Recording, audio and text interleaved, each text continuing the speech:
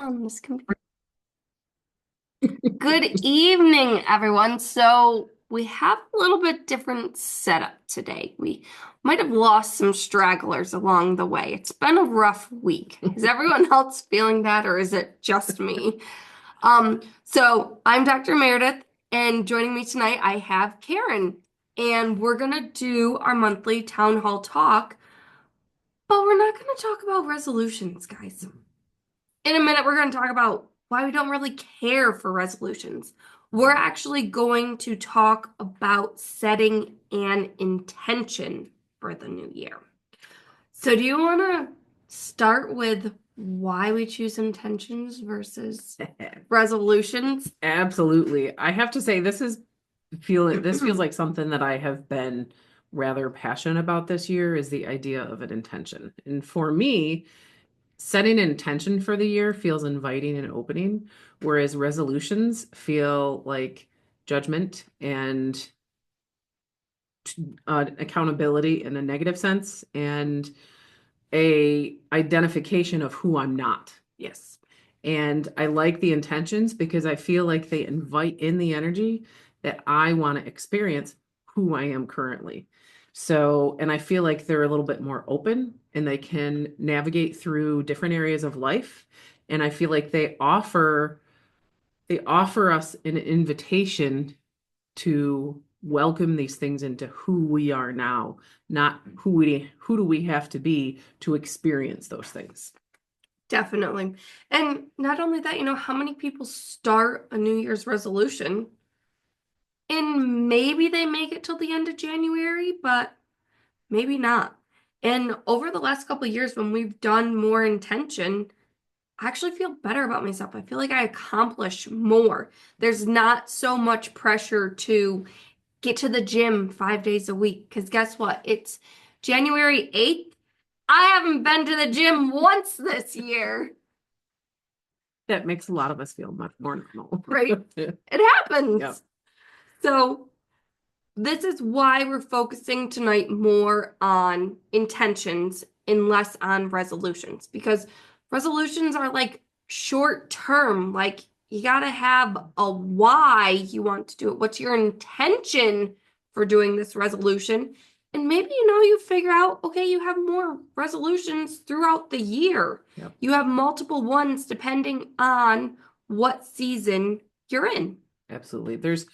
There's so many people that I've witnessed over the past few years, and I myself included, that it feels like we are shifting and growing on an inner level quite a bit throughout the year. So to fit into one resolution of being this person that is going to do this thing feels confining. And in order to invite in that growth and that renewal, that idea of allowing that intention to show up and adjust within our life is really kind of powerful. And for me, one of the biggest things that I have witnessed and that I have started implementing with my clients is that notion of forgiveness and forgiving those expectations that we carry for ourselves in our life. Guilty. Right? And intentions feel like they do that, whereas resolutions feel like they don't offer that at all. It completely triggers that imposter syndrome and that I'm wrong, I'm bad if I don't. And there's not space for that in life anymore. No, you literally just nailed it on the head. So I can't remember if it was last night or 2 nights ago. I was like, oh, we have the town hall talk on Wednesday. I gotta think of like what my intention is for the New Year's. Guys, I'm a little behind if you can't tell, but it's okay. And then also this weekend, I have a vision board workshop with a group of girlfriends. So I'm like, what is my intention? What is my purpose for this year? And Karen pretty much nailed it when she said forgiveness. Now, my actual word I'm going with is not forgiveness. I'm actually going to go with the word grace. I'm giving myself grace.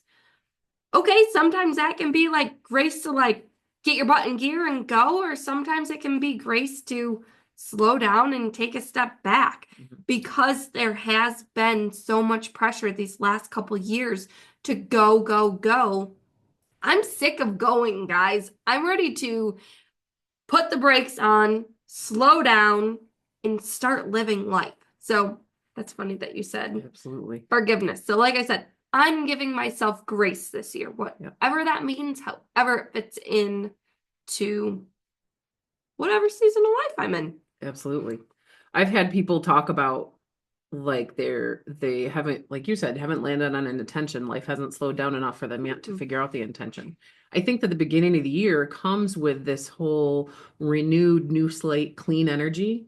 And we have this blank canvas of a full year, and we like the idea of throwing some stuff on the canvas and exploring who we get to be throughout the year. However, if your canvas isn't blank yet, maybe you set it up in February. Maybe you set it up in March. Maybe it's a spring thing. Yep. But it gets to be when it works for you, not Right. necessarily just because it's January. And I love that notion too, because has anyone else been seeing all this going around social media right now? How winter is the time to slow down, to sleep a little more, to rest, to kind of start clearing that plate, to kind of start figuring out what you want the rest of the year to be. And then I think the one girl said then in March is when you're like supposed to go like full speed ahead for this goal.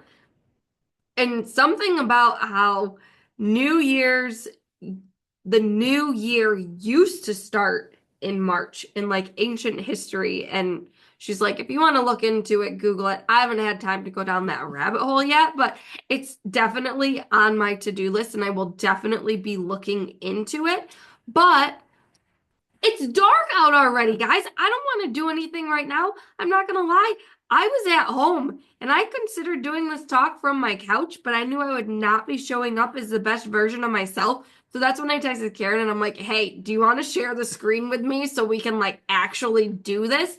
Because if not, honestly, I really thought about just turning off all the lights in my house and turning the lights on my Christmas tree and letting you guys look at my Christmas tree. Because I just want to curl up. I just want to be cozy right now. I don't want to do big things.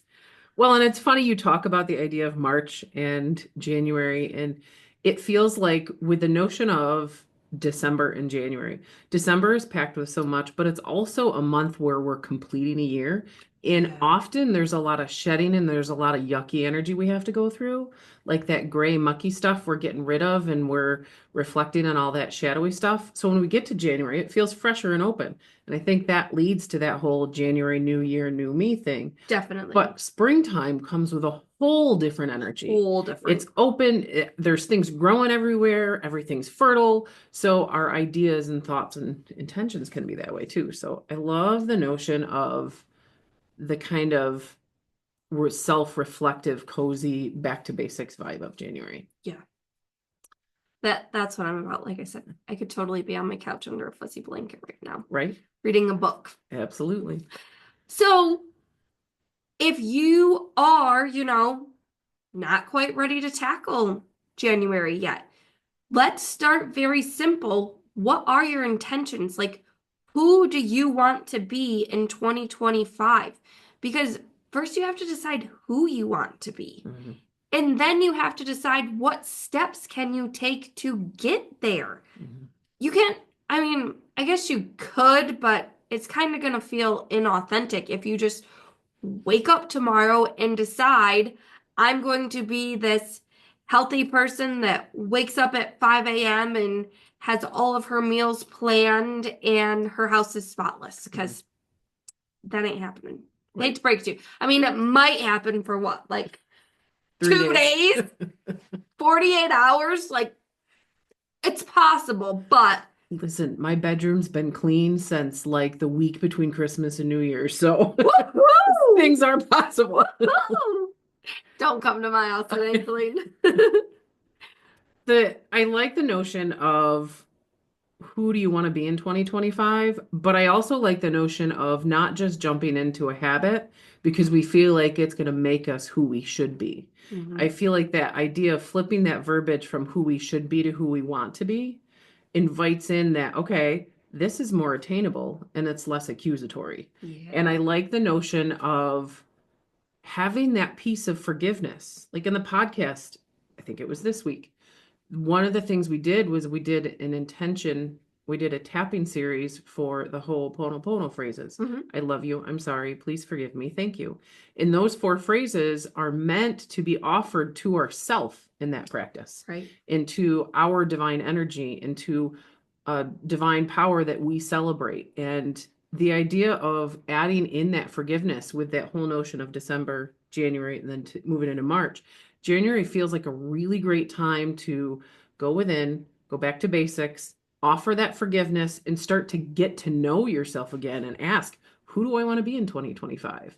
We're going to have things that come at us no matter Yep. what, but who do we want to be in response to that? Like Yep. for me, it's all about joy and brightness and positivity get to be a part of my life no matter what. Hmm.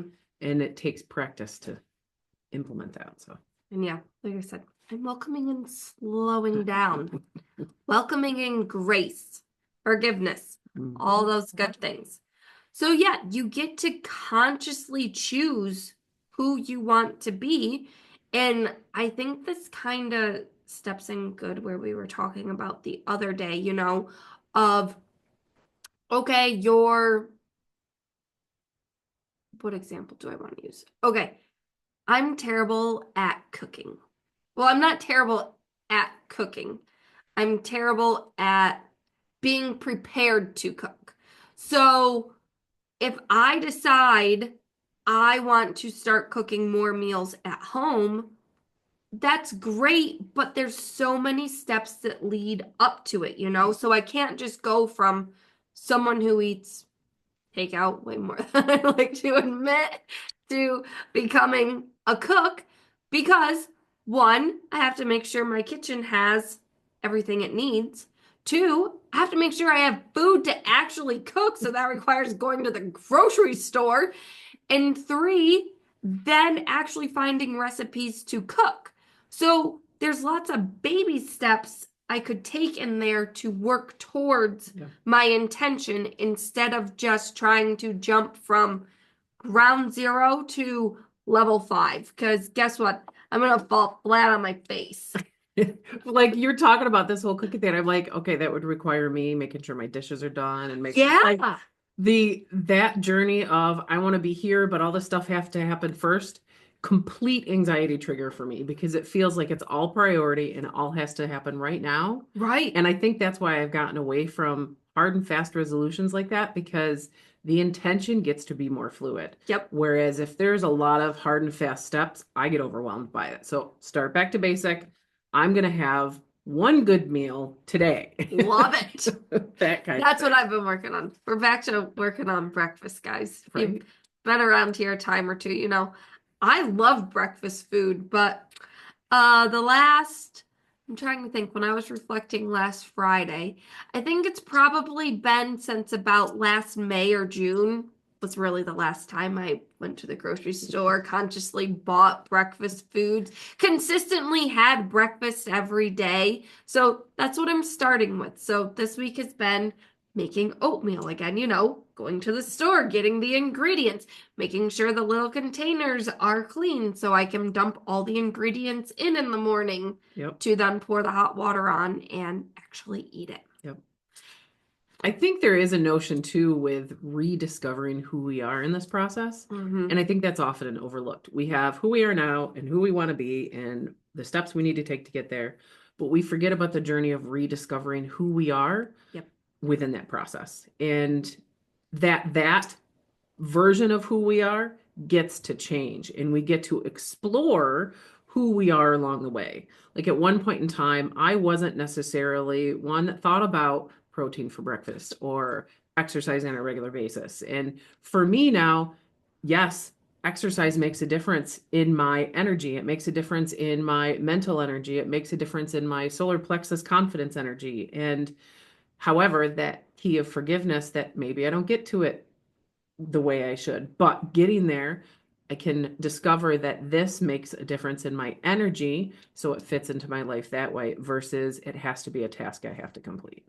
Definitely. And like looking at when you talk about breakfast, looking at what can I incorporate into my morning to offer hydration or offer protein. Like I got maca powder in my house now. Ooh. I put cream of tartar in my pineapple juice. Look at you like go. all these weird things that I've learned from you that I'm like, I get to implement them a little bit by a little bit. And so just touching base on your workout routine now, because obviously it's the New Year's, a lot of people jump both feet into the deep end for their being fit for the new year. Mhm. Can you share with us a little bit about your fitness journey lately? Because I think that's like a really cool Okay.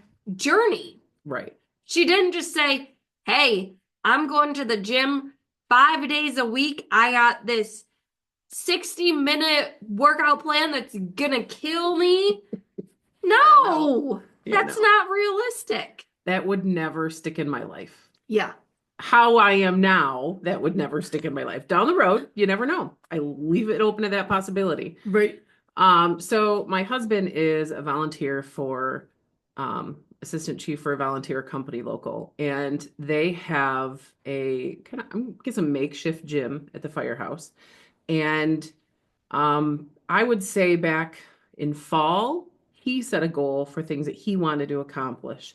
So he started working out, and we would go on a regular basis. And some weeks that happens, some weeks that doesn't happen. And we would shoot for, when we first started, we would go Tuesdays, Fridays, and Sundays. And I slowly became somebody that could be on the elliptical for like a half an hour. Woohoo. And that was never me before. But then there was weeks that it didn't happen. So then we started exploring like the guy Get Fit with Rick on YouTube. He does walking workouts. I'll throw one of those on occasionally. We now have kettlebells at home that we do occasionally, but that flexibility has to be there. And Definitely. it's not a gung ho, go all at it, but I do have to admire his goal setting and his determination to be in it and make it happen more regularly. And I fully recognize the differences in him as he's done that. Mm-hmm. But for me, it has made a difference in my confidence to allow it to be in my life and to balance out my energy, which then helps me be more healthy physically, which shouldn't be the last one on the list, but it kind of is for me because I'm Right. an energetic person. Um, and it's kind of trickled down where now Ava goes with us because she has to, because we're both going. Yeah. And she now is on the elliptical or the treadmill whenever she wants. And when Leah's home, she goes. And like the three of us, You the just four of us go figure it out. together. It's I kind of love it. fantastic. So That's awesome. So now she's seeing the benefits of mom and dad working out, experiencing the benefits of working out with a group. But not only that, y'all are kind of holding everyone accountable. yeah. I And it's love a that. gentle accountability. Yep. It's funny because when there is always resistance that comes up in me before we go, Well, and I'm yeah. kind of angry and snarky, and then when I get there, that goes away. And like for the first month or two of working out, like it became a process of me releasing this anger that I didn't know was in there while I was working out. So I know before I go work out, I'm going to be angry and it's going to be resistant, but I'm going to go anyway. And everybody's going, so I have to. This just reminds me of a conversation I had with one of the new members at my gym last week, maybe. No, Monday night. I stopped in this week. I didn't work out. I just stopped there for a minute. And he's like, Mayor, do you know how much better I feel now that I'm back into working out? And I'm like, what do you mean? So first, when he got his membership a month or two ago, he's like, I looked at myself in the mirror and was like, oh my God, you're getting fat. You got to get back into working out. So he gets his gym membership. He starts coming back, starts working out regularly.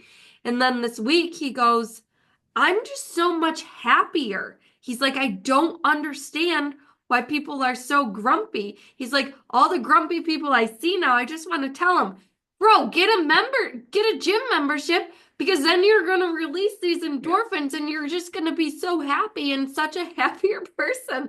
And I was like, that's hysterical. Can we like record you saying that? Because so many people are in it for the physical health benefits. And don't get me wrong, being a chiropractor, I'm all about that, all about you taking care of your musculoskeletal body. But at the same time, it's so important for our mental health. Yeah. Yeah. Oh, yeah. And sometimes we just got to get out of our own damn way and go do the thing. Yeah. My husband will even tell you sometimes, it doesn't really happen now in the winter time, but in the summertime, if I'm like grumpy, he's like, Mary, how about you just like go for a walk? Just go walk around the block and we'll talk when you get back. Yep. Because we all get in our Yeah. own way, and you got to figure out how to release some of that Yeah. anger, some of the frustration, some of the stress, whatever it is, there is outlets for it. Yeah. So So not to Mhm. interrupt you if I am, but that whole notion of one of the main reasons I work out was to hack my brain. Ooh. Because when I feel like I have a tendency to identify with the notion of ADHD because it becomes overwhelming in my head. There's a ton of thoughts at once. They all feel like priority, and I can't focus them and settle them down.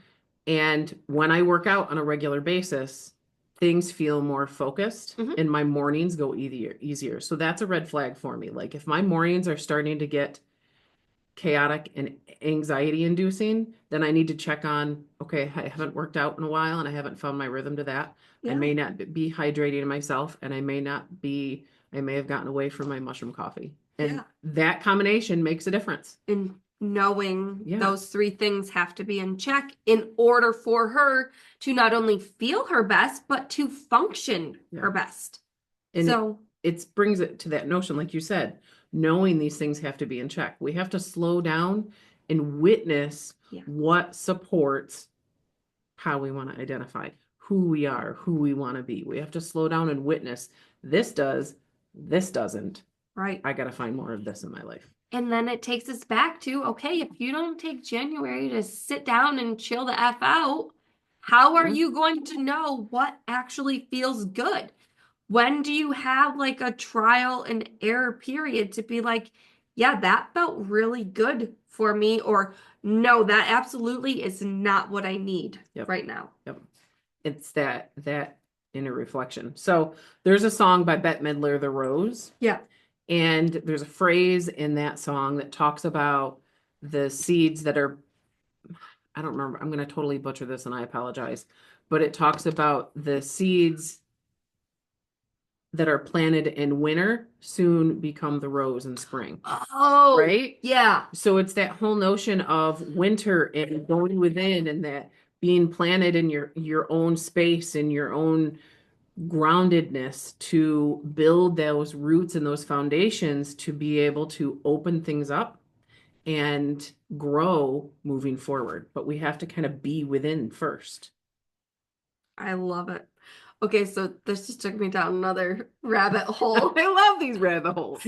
So I had energy work and a massage on Monday with another energy practitioner. First time I've ever had energy work with her, but one of the things she saw when she was doing energy work on me was blue roses. And we didn't really go in depth in it. I was more there for a massage and I was just like, "Hey, can you give me some energy work too? Like I need some help." I was struggling, all right? It was Monday, the first Monday of the year. So she did it, and one of the things she saw was blue roses. So we didn't really have time to dive into what could that possibly mean. So she's like, just Google blue roses and what they mean when you get a chance. So you talking about roses, which is like, oh crap, I never looked that up. And so now I have to share this with you guys. Blue roses are often associated with mystery, rarity, and the unattainable.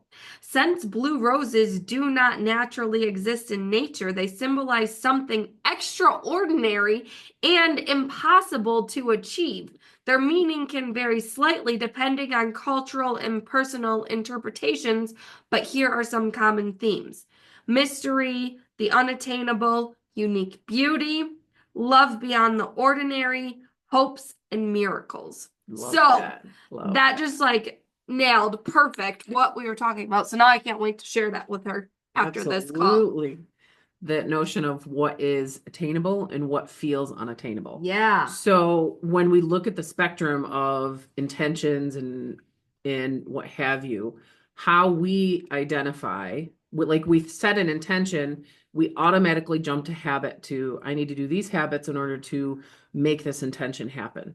We are automatically living way down here in the future of that notion, Mm-hmm. where there's a whole spectrum because if we're here and we want to identify as this, there's stepping stones in between that we get to figure out. Yep. So if it feels unattainable, maybe bring it back and start with, if the rose is closed in, maybe open it up just a couple petals, not blow it open all at Yep. once. Definitely. Yeah. Mhm. That just reminds me too of one of your visualizations I did. Not remember what it was, but I was in a field of roses. Do you remember what that I was? don't. We'll put it out there, and if it Side note, come back. we'll figure it out if we're meant to figure it out. But I appreciate you talking about the visualizations because for me, this is one of the key parts that meditation helps us with Yes. because it teaches us to slow down and it teaches us to forgive, to witness, to release the identifying factors that no longer serve us Mm-hmm. and that are no longer actually who we are. We're just leaning on them because they're familiar.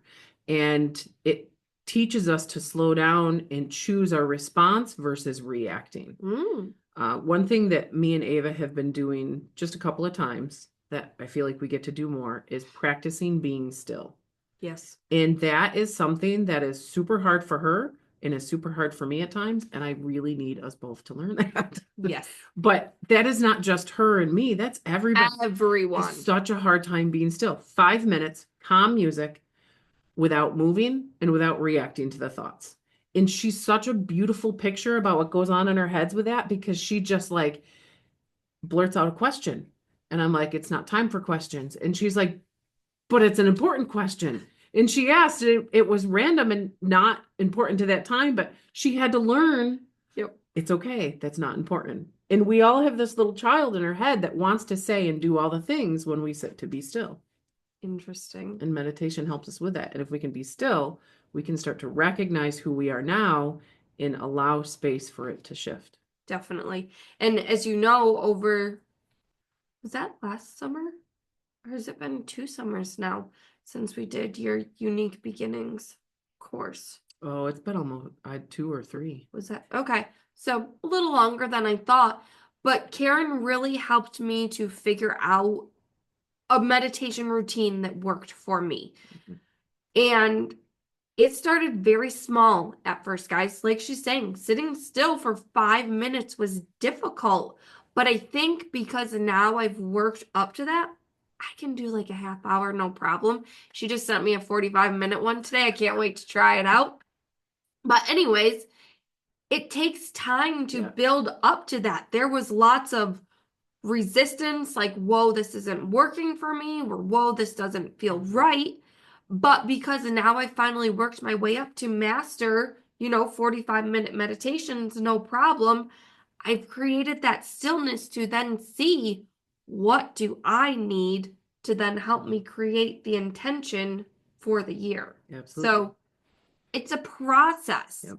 And it's okay if you have to go back to basics. Yes. Like you may build up a routine where you're meditating for half an hour 3 times a week or half an hour every day, and it feels great. And then you walk away from that routine. Life gets lifey and you end up back and you try to sit down for that half an hour and it feels overwhelming and there's self-judgment in there. Go back to 5 minutes. Even if you're still doing those half an hours, invite in a 5 minute in the difficult, busy areas of life to help to incorporate that energy throughout. And that's exactly what I did right before. I think it was right before Christmas. Karen comes into the office one day and I'm like, oh my God, you're never going to believe what I did this morning. And she's like, what? I go, I did a 5-minute meditation and I'm feeling fabulous. But because I had just gotten out of routine, life happens. I'm sure you guys understand the holidays are crazy, literally jam packed, go, go, go. So instead of just skipping it completely, I'm like, okay, I can dedicate 5 minutes. It felt so good just to do 5 minutes. It's easy. And the idea of like giving yourself permission to do something. Yes. Versus having to do the perfect thing. Yep. See, that's my thing with working out. Like I have to get back to it's 10 minutes. I'm going to put on a 10-minute walking workout. And if I can, okay, I'm just going to walk this. God love Kelly. She's a friend of mine. And she talked about when, like, the notion of when you need to do dishes, just tell yourself you're going to wash 3 spoons that day. Yep. Or, like, if you're going to work out, just 5 minutes, 10 minutes. Yep. And for me, half the time once I get in there, I'll keep going. But it's that same thing. 5 minutes is easier than a whole half an hour. And that's too funny because I was literally just going to tie it back to working out too, So many patients, they're like, well, I don't have 30 minutes to go walk. I get it. So how about you just do 5 minutes in the morning and 5 minutes in the afternoon? And then when your schedule allows, maybe you have 5 minutes in the morning and you have 10 minutes in the afternoon. And then before you know it, you've created this perfect routine for 30 minutes without even realizing it. So this kind of ties into that notion of identity versus habits. Yes. And so many of us feel like we have to incorporate these habits in our life.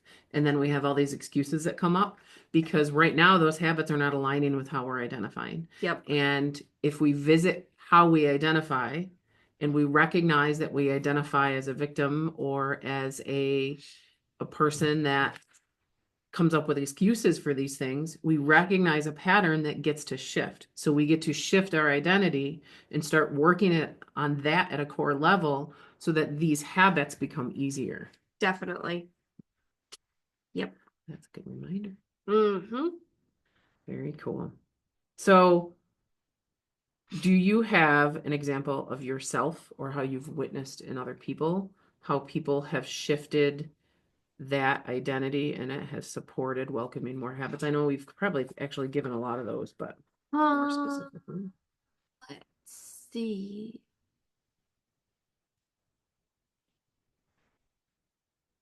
I have a thought. Go ahead. There's lots of, and I am not a medical professional by any means, so I need to put that out there ahead of time. And there's lots of controversy sometimes around certain things like ADHD and some of that stuff. And in general, these mental energies and patterns and what have you. And a lot of people struggle with certain labels because they feel like it's going to be a crutch for people to lean on, or they feel like they need a label to help them in that scenario. And for me, having that notion of identifying that I align with the brain chemistry of somebody that has ADHD has helped me learn more about the way I work and Mm-hmm. find hacks to support who I am in a better way. However, it is definitely not something that I want to lean on too much and use as a reason to not do things. Yes. So that I think sometimes some of these labels become a crutch where we can lean on it because of this we can't do that. Yep. And when we can use it to support an Right. understanding of ourselves so we can try other things, Yep. but it doesn't have to be a crutch. Does that make sense? Totally I does. feel like that's tiptoeing into No, controversy. we'll just touch on it really quickly because this takes me to some conversations with some patients that they feel like they need to put a label. They need the diagnosis of what's wrong. Okay, I get that, but then also at the same time, depending on which patient I'm talking to, some of them can handle, okay, this is what I'm thinking. I tell Karen, you're showing symptoms of ADHD. But there are some other people who would use that as a crutch, use that as an excuse, and every time we turned around. So I more lean them towards there's an imbalance in your cortisol, or there's a imbalance in your nervous system. Your adrenal glands are dysfunctioning, so we can more resolve the problem instead of them leaning on, oh, I have ADHD. Right. So, Yep. And I'm not disqualifying any diagnoses no. or any labels. That's where that whole notion of taking what resonates and leave what doesn't that's a philosophy for life. We can take what resonates out of any of these things and leave what doesn't and start that self-acceptance, self-advocation process. Yeah. And I know for me, it put a lot of pieces into place to help me recognize, oh, That's why I do right, that, or oh, that's why I don't do that. So, like I said, it makes complete sense in someone like Karen. I would have full confidence saying, yes, you're showing those symptoms. But right, for some, I would totally just gear away from it because I don't want them to then be stuck on right. that identity. Right. So, So we get to have the identity that helps us explore, and not lean into those things that keep us trapped. Right. And that's a process of forgiveness and love and growth and Absolutely. stuff. Absolutely. And you know, that being said too, anytime you do get diagnosed, identified, labeled, whatever you want to call it, that doesn't have to like take over your life because so many times I've seen so many people. For instance, we're totally going to change it up. We're not talking about ADHD anymore. We're going to talk about hypothyroidism, guys, because I know half of you are going to be like, oh, I have that, or I know someone who has that. Yes, it's very common, but that doesn't mean that everything is because of your hypothyroidism. There are still things we can do to help you function your best, show up as your best. There are things we can do to support it to help you still live your best life, to still set your intentions for the year, to still reach your goals because it's not a bad label, Right. we'll say. Identify as a person that gets to manage and find wellness amongst these umbrellas. Yep. And that idea, I feel like that also totally opens up to exploring all sorts of options and modalities versus having to be fenced in by one particular thing. Right. And then from there, if you have hypothyroidism, okay, your diet might look a little different than mine who doesn't. Your work schedule might look a little different. Your workout routines might look a little different. But then we're identifying habits that work specifically for you. Yep. Yep. Absolutely. In that identifying the habits that work for you, that also can be a lifestyle thing, not just a treatment thing, like a Yeah. diagnosis thing. It can be a lifestyle thing. Like I have a hard time getting out of the house before 10 or 11. Like my work schedule has to be like the soonest I can get here is 10:30 because that's how my morning happens. Morning meditation is harder for me. Making sure that I remember lunch every day can be a Guilty. challenge. So the idea of, okay, so this, and this are not going to be something I do in the morning. So I'm going to identify that part of my life and create a habit that maybe is more evening or is something that I implement in the workday versus in the morning. So Yeah. So one more thing on identity, because this has happened a lot this week. I don't know if there's something weird going on, but just interesting that I've had a handful of patients say, I'm a bad sleeper. No, you're not a bad sleeper. There's just some crap going on preventing you from sleeping your best. So, what can we do? What habits can we implement? What intention can we set? How about the intention of, I'm going to get a good night's sleep to help resolve the current issue? right. Like that whole notion of just shifting that wordage. Yes. And practicing that wordage. Yes. Like instead of I am a bad sleeper or I am fill in the blank for any negative trait, I'm experiencing bad sleep. I'm experiencing sleeping this week. Shift it into an experience that you're having because then you get to shift that experience in your life versus that experience identifying you. Yep. That was absolutely. Flipping the script. Yep.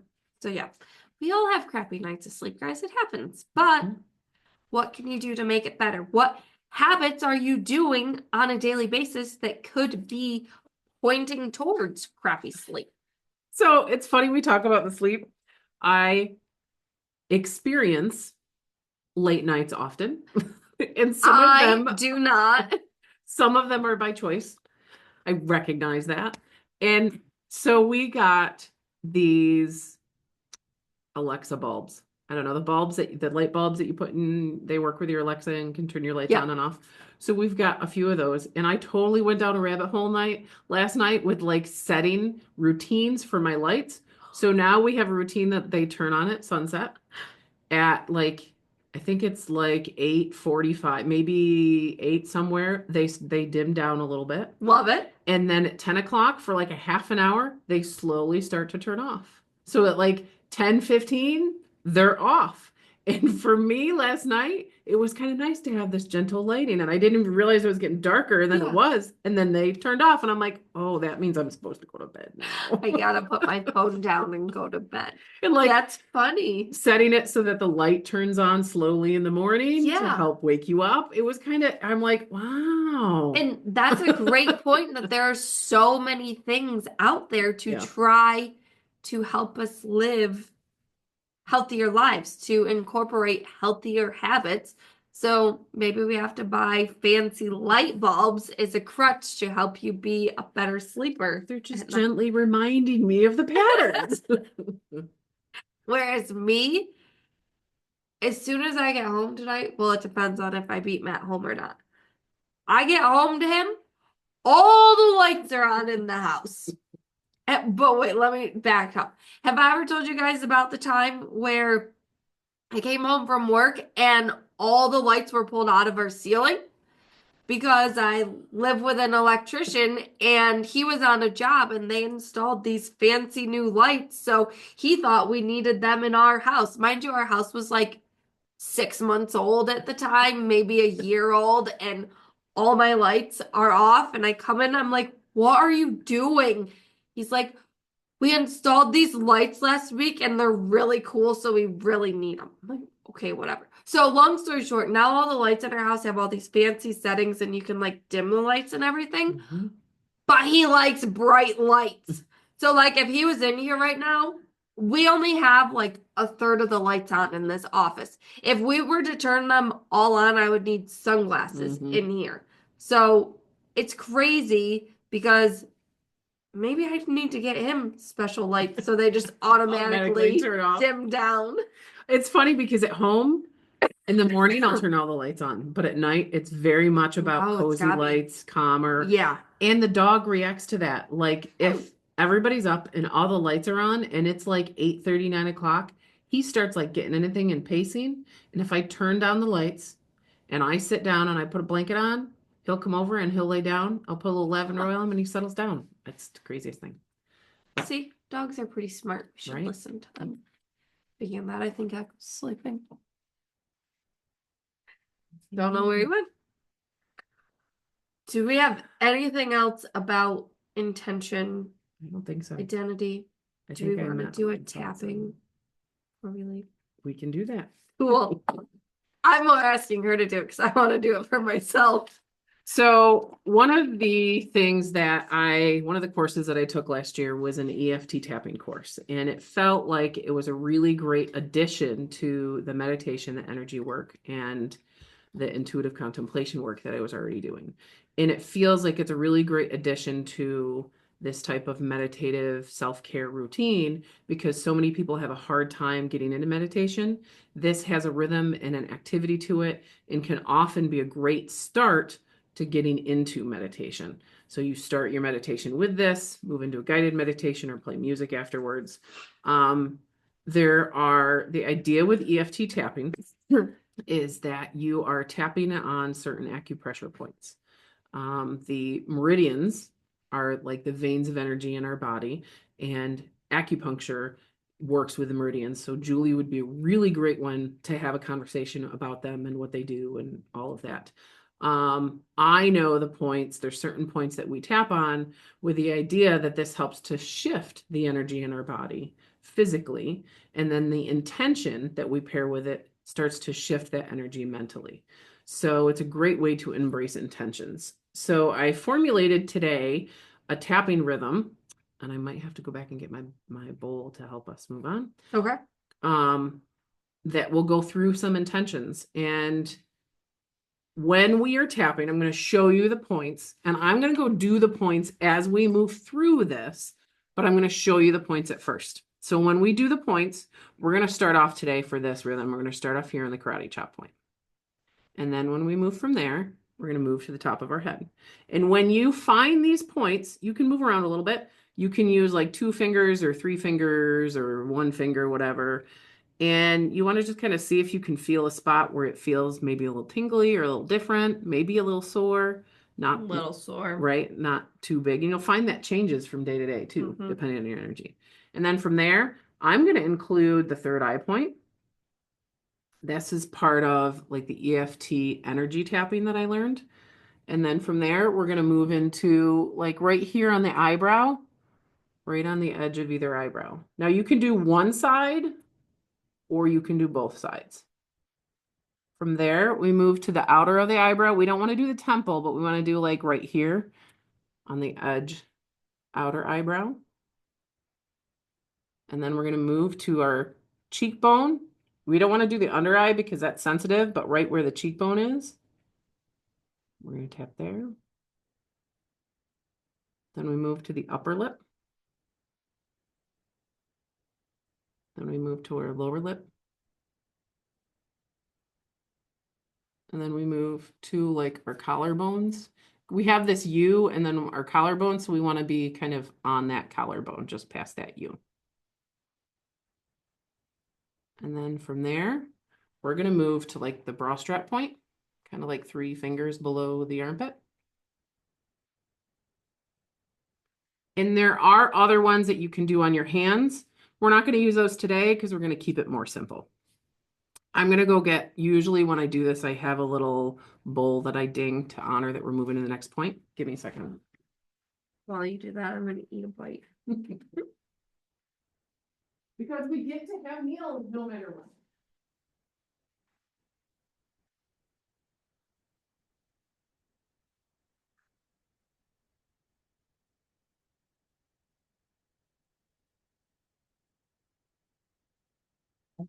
My daughter got me the cutest little tiny bowl. Oh. So I used that the other day when I created the intention for the tapping on my podcast.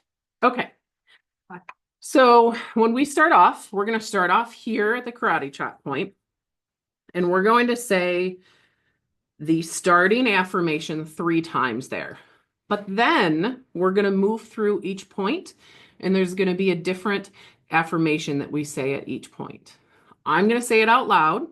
You can say it in your mind or repeat it out loud, or simply just hear it as if you were saying it to yourself. So you don't have to actively repeat it, but you can also just witness how those words move through your mind. Does that make sense? Mm-hmm. Okay. And I'm going to play just a little brown noise in the background because I always feel like I got to have something going on. So I don't know if you guys can hear that, but I should be able to. how many screenshots do I take? Okay. So we're going to start off. Just settle into your space. Take a deep breath. Let your body and mind settle into this moment. If you want to close your eyes, you can. If you don't want to close your eyes, you don't have to. This is your space and your time. And we're going to start off at our karate chop point, and we're going to tap there. And then we're going to repeat 3 times. Even though I may not feel it, I fully and completely love and accept myself. Even though I may not feel it, I fully and completely love and accept myself.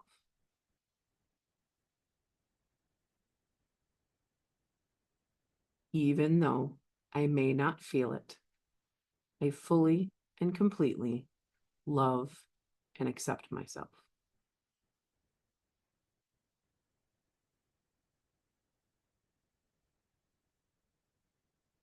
Move to the top of our head. I celebrate my best self.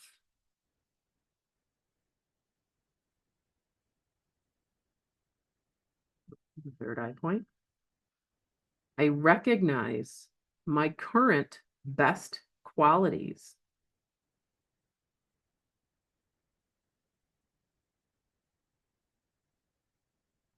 Inner eyebrow. My habits are in alignment with who I am.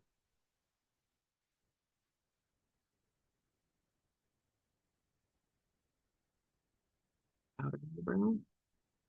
I welcome ease in positive shift.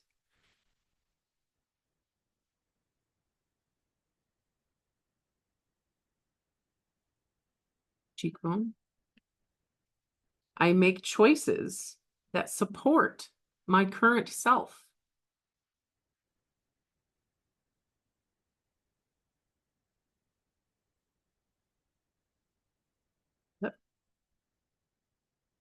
I use words that are kind and supportive of who I am.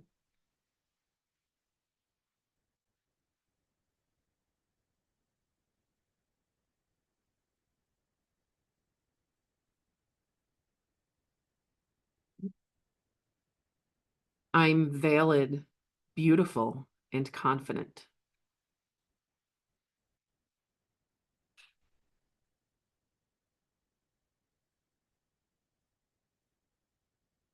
Collarbone.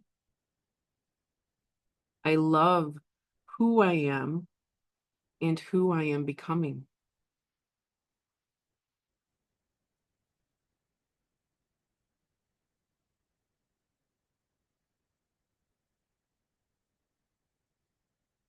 It's safe to be me.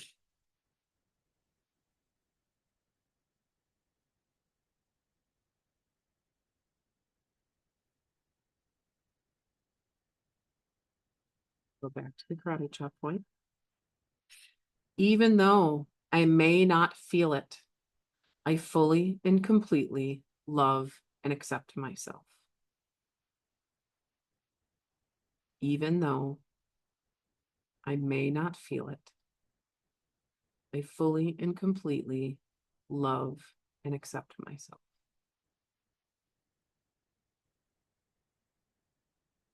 Even though I may not feel it, I fully and completely love and accept myself. You can allow your hands to fall to the side. Take a deep breath. Just let your energy settle, witnessing what you feel, what you see, and what you know.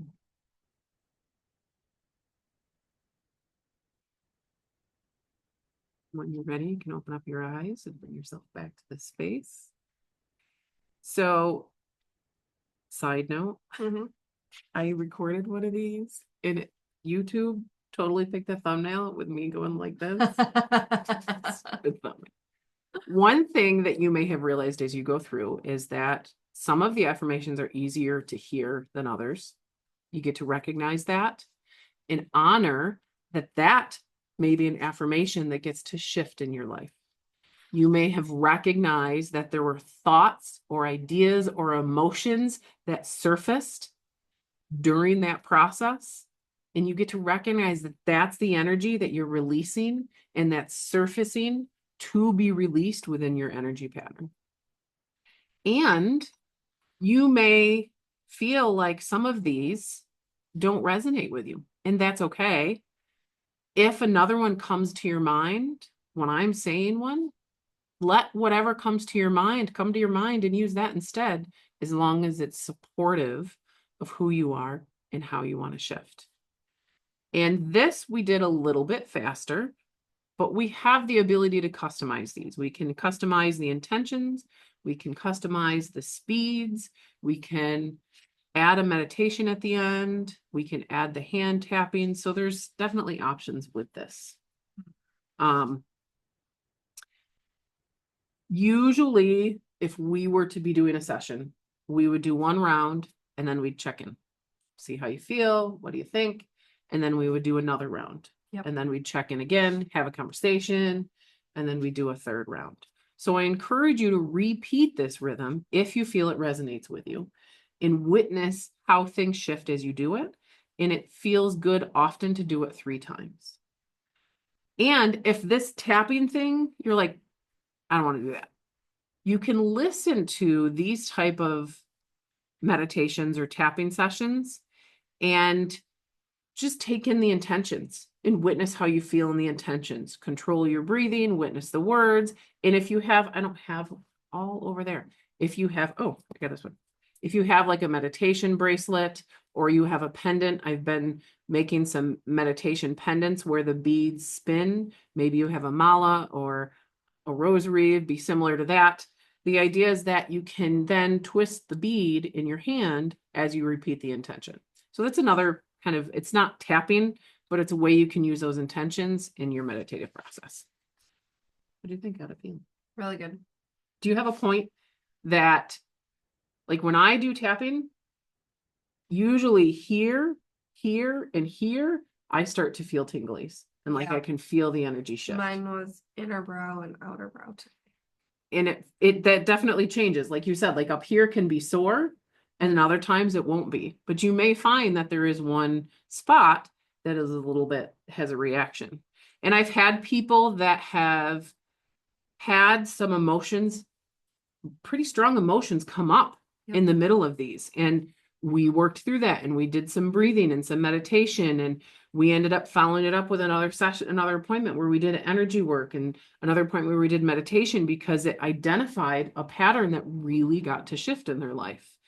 And it's also important to recognize as these things come up, we do the energy work and the meditation, but it's also important to lean into other modalities. Like if you have a therapist or counselor or a medical or professional or a chiropractor or a nutritionist to help you on those different aspects as well, so you can move into it with a whole wellness, because then it shifts everything on a whole level. I have had people, I had one client who we started doing the tapping and we did the whole Pono phrases. And we started out and she's like, I didn't start out with a headache, but at the end of this first round, I had a bit of a headache. So we did it again and the headache moved. And then we did it again and the headache was done. Huh. So it kind of like Yep. brought it to the surface and needed to release it. But it was a physical sensation. Yep. And that energy sits on that physical, mental, emotional, or spiritual level. For me, it's all emotional. But I'm a physical girl. right. So that was one round of it. If anybody's interested in a specific personal session, reach out. We can explore that option. As well as if anybody would be interested in a group event where we do something like this in a group conversation format, let us know that you're interested and we can create a list. So when we make a time for that, we can invite you. Cool. Very cool. So now that we've given you lots to think about your intention, your identity, and maybe then eventually we'll come up with a resolution for 2025. But if you don't, oh well. Absolutely. As long as you're showing up as who you want to be and what you're doing feels authentic for you and is helping you move that needle to become who you want to be, Absolutely. that's all we require. Absolutely. Getting to know the new you. Yep. Very cool. And hopefully by next month, the rest of our clan will be back with us. You know, like we said, it's the beginning of the year. We had some illnesses, we had some scheduling conflicts. Like I said, I didn't even want to come, but here we Thank you are. for coming in today. All right, we will see you next month.